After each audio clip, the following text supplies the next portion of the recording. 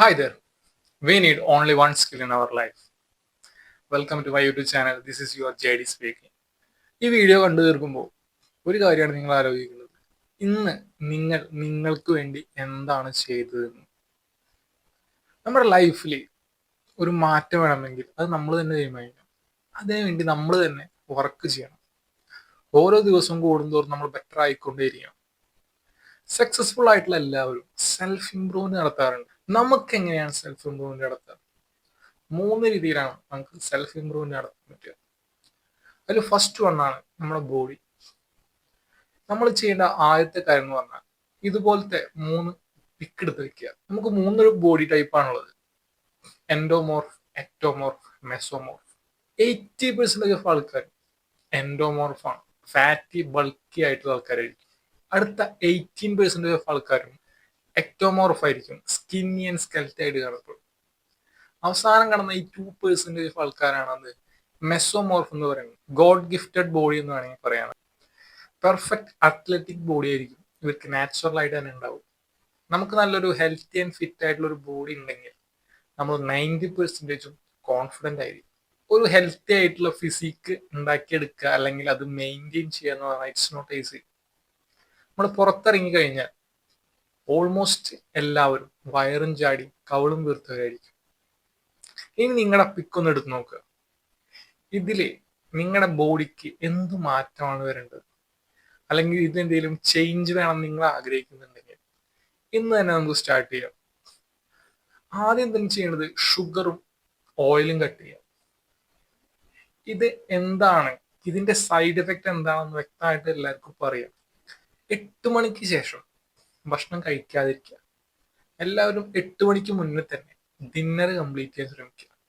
Almost ഒരു 12 and 40 hours fasting daily ചെയ്യാൻ ശ്രമിക്കുക.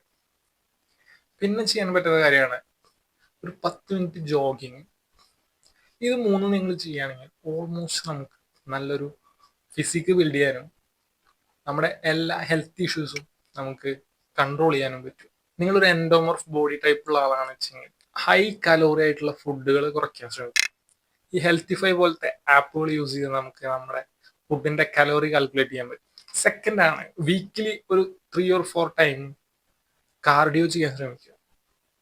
വാക്കിംഗ്, റണ്ണിങ്, സ്കിപ്പിംഗ്, സ്വിമ്മിങ് പോലത്തെ ഹൈലി ഫാറ്റ് ബേണിംഗ് ആയിട്ടുള്ള എക്സസൈസ് ചെയ്യാൻ ശ്രമിക്കുക. അല്ല നിങ്ങളൊരു എക്ടോമോർഫ് ആണെങ്കിൽ ആദ്യം ചെയ്യേണ്ട കാര്യം എന്ന് പറഞ്ഞാൽ നേരെ ജിമ്മിലേക്ക് പോവുക, വർക്കൗട്ട് ചെയ്യാം. നമുക്ക് വേണ്ടത് മസിൽ ബിൽഡിംഗ് ആണ്. അതിനുവേണ്ടി രണ്ടാമത് ചെയ്യേണ്ടത് എന്താണ്? പ്രോട്ടീൻ കണ്ടന്റുള്ള ഫുഡ് നന്നായി കഴിക്കുക, അല്ലെങ്കിൽ വേ പ്രോട്ടീൻ പോലത്തെ സപ്ലിമെന്റ്സ് നമുക്ക് യൂസ് ചെയ്യാം. സെക്കൻഡ് ആണ് ബ്രെയിൻ. ഒരു എഡ്യൂക്കേറ്റഡ് ആയിട്ടുള്ള ഒരാൾക്ക് വേണ്ട ബേസിക് ക്വാളിറ്റി എന്താണ്? വായിക്കാൻ അറിയണം, എഴുതാൻ അറിയണം, സംസാരിക്കാൻ അറിയണം. ഇത് നമ്മുടെ മദർ ടങ്ങിലും ഇംഗ്ലീഷിൽ അറിഞ്ഞിരിക്കണം. ഇംഗ്ലീഷ് എന്ന് പറഞ്ഞു വെച്ച് കഴിഞ്ഞാൽ അതൊരു ഗ്ലോബൽ ലാംഗ്വേജ് ആണ്. അപ്പൊ ഇത് അറിയേണ്ടത് വളരെ ഇമ്പോർട്ടൻ്റ് ആയിട്ടുള്ള കാര്യമാണ്. ഇത് മൂന്നും ഓൾമോസ്റ്റ് എല്ലാവർക്കും അറിയുന്നതായിരിക്കും. പക്ഷെ എന്നാണ് നമ്മൾ അവസാനമായിട്ട് ഒരു ബുക്ക് വായിച്ചത്? എന്നാണ് അവസാനമായിട്ട് നമ്മൾ ഒരു ജേണൽ എഴുതി കംപ്ലീറ്റ് ചെയ്തത്? ഒരു സ്റ്റേജിൽ കയറി സംസാരിച്ചത് എന്നാണ് അവസാനമായിട്ട്? ഈ മൂന്ന് കാര്യം ചെയ്തത് വളരെ കുറവായിരിക്കും. നമുക്ക് വേണ്ടത് ഇംപ്രൂവ്മെന്റ് ആണ്. നമുക്കത് ഡെയിലി ഇംപ്രൂവ് ചെയ്തുകൊണ്ടേയിരിക്കണം. ദിവസം ഒരു 20 മിനിറ്റ്സ് ഒരു ബുക്ക് വായിക്കണം. സ്വന്തം ജേണല് എഴുതി കംപ്ലീറ്റ് ചെയ്യുക ഡെയിലി. പിന്നെ നമുക്കുള്ള ഫിയർ ആണെന്ത്? Public speaking. ഒരു സ്റ്റേജിൽ കയറി സംസാരിക്കാൻ പറഞ്ഞു കഴിഞ്ഞാൽ എല്ലാവർക്കും ഒരു കോൺഫിഡൻസ് കുറവുണ്ടായിരിക്കും. അതിപ്പോ ഏത് ലാംഗ്വേജിലാണെങ്കിലും. അതിൽ നിന്ന് ഒരു മാറ്റം വേണമെന്ന് വെച്ചെങ്കിൽ നമ്മൾ ചെയ്യേണ്ട ഒരു കാര്യം എന്ന് പറയുന്നത് വെച്ചാൽ നമ്മുടെ ഫോൺ എടുക്കുക, അതിൽ സെൽഫി എടുക്കുക, അതിൽ വീഡിയോ റെക്കോർഡ് ചെയ്തിട്ട് ഒരു 3 മിനിറ്റ് നേരം നമ്മൾ സ്വയം നമ്മളോട് തന്നെ സംസാരിക്കുക. തേർഡ് ആണ് mind set. Body and brain directly proportional to mind set. എന്ന് വെച്ചാൽ നമുക്ക് നല്ലൊരു ബോഡി ബിൽഡ് ചെയ്യണം വെച്ചെങ്കിൽ, അല്ലെങ്കിൽ അത് മെയിൻറ്റെയിൻ ചെയ്യണം വെച്ചെങ്കിൽ നമ്മൾ അതിനു വേണ്ടി വർക്ക് ചെയ്യണം. എങ്ങനെ വർക്ക് ചെയ്യണം? ഡിസിപ്ലിൻ ആയിട്ട്. നമ്മളൊരു കാര്യം ഡിസിപ്ലിൻ ആയിട്ട് കണ്ടിന്യൂസ് ചെയ്യുകയാണെന്ന് വെച്ചെങ്കിൽ ഓട്ടോമാറ്റിക്കലി നമ്മുടെ മൈൻഡ് അതിലേക്ക് ഫോക്കസ്ഡ് ആവും. ഇങ്ങനെയാണ് മൈൻഡ് സെറ്റ് ബിൽഡ് ചെയ്യുന്നത്. ഇപ്പോഴും ഞാൻ പറയുന്നത് മനസ്സിലായിട്ടില്ല ചെയ്യും. ഇന്ന് നൈറ്റ് നിങ്ങൾ കിടക്കുമ്പോൾ നാളെ കാലത്ത് 6 മണിക്ക് എഴുന്നേക്കണം എന്ന് വിചാരിച്ച് കിടക്കുക. കറക്റ്റ് 6 മണിയാകുമ്പോൾ തന്നെ നിങ്ങൾ കണ്ണു തുറന്നുണ്ടാവും. ബട്ട് നിങ്ങളുടെ ബോഡി അവിടുന്ന് എഴുന്നേൽക്കാൻ സമ്മതിക്കില്ല. നിങ്ങളുടെ ബ്രെയിൻ പറയും കുറച്ചു നേരം കൂടി കിടന്നുറങ്ങാം. ബട്ട് നമ്മൾ ആ സമയത്ത് അവിടുന്ന് എഴുന്നേറ്റ് 2-3 ദിവസം ഇത് കണ്ടിന്യൂസ് ചെയ്ത് കഴിഞ്ഞാൽ ഓട്ടോമാറ്റിക്കലി പിന്നെയുള്ള ദിവസങ്ങളിലും നമ്മൾ ആ സമയത്ത് അവിടുന്ന് എഴുന്നേൽക്കും.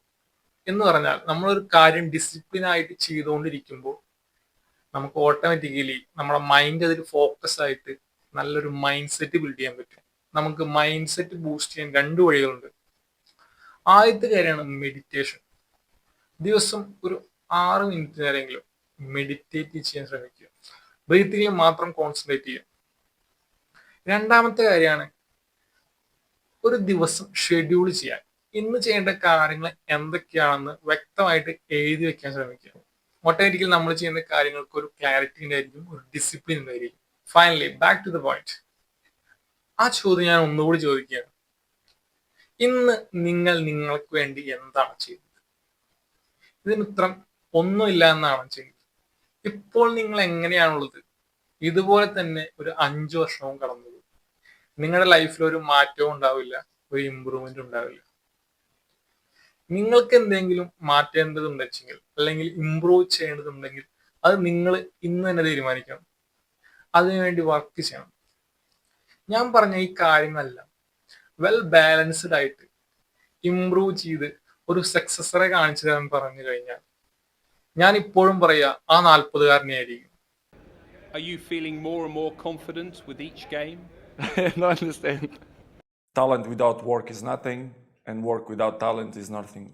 When I'm 12 years old, most of the people told me very slim, and I put it in my mind, the body we can improve. Who's the best player in the world ever? For me, the best player in the world ever, Diego Maradona. Me. Are you the best footballer in the world right now? I think so, yes. In my mind, I'm always the best.